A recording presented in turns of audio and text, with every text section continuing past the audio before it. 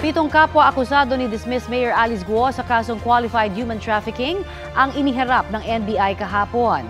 Giit ng ilan sa kanila, nagtitinda sila sa palengke at hindi raw nila naging kanegosyo si Guo.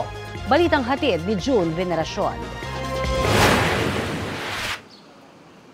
Mula sa PNP Custodial Center sa Camp Crame, kung saan solo niya ang selda, kama, electric fan at banyo.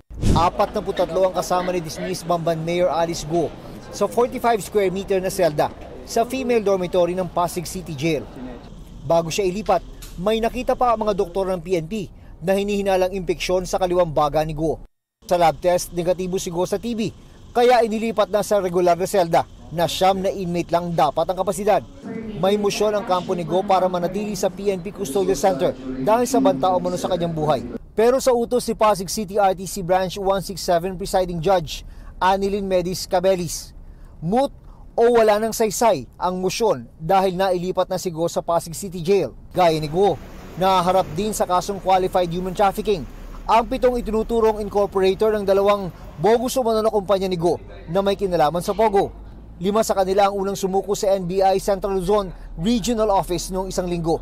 Lumutang sa NBI ang 2 pa. Sila ang lumalabas na mga responsible dun sa Hongsheng Incorporators at saka sa Sun Yuan Incorporators. Lahat ito ay mga masasabi natin na bogus corporation ni Alice Guo. Inilipat na sila sa NBI Detention Facility sa NBP compound sa Muntinlupa.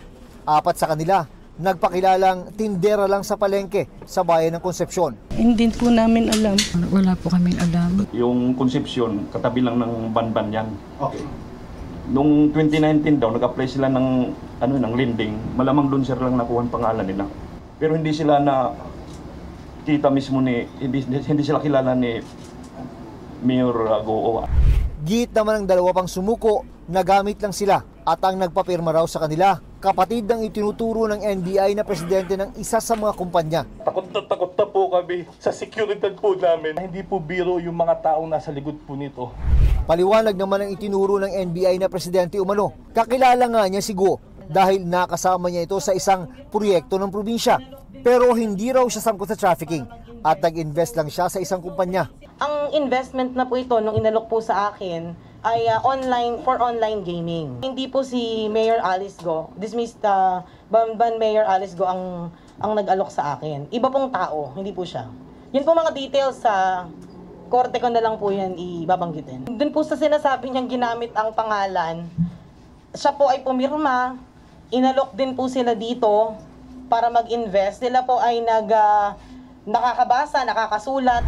Sakali magboluntaryo ang mga sumuko para maging testigo. Para ma-discharge as a state witness, kailangan you must appear at the least guilty. Ayun, yung sinasabi nila na nagamit lamang sila, maaaring ground yan.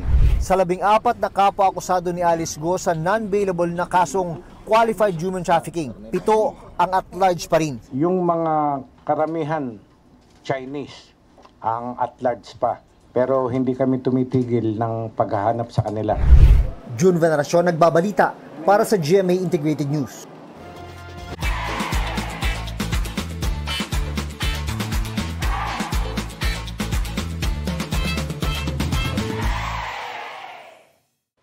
Kapuso, para sa mga maiinit na balita, mag-subscribe sa GMA Integrated News sa YouTube.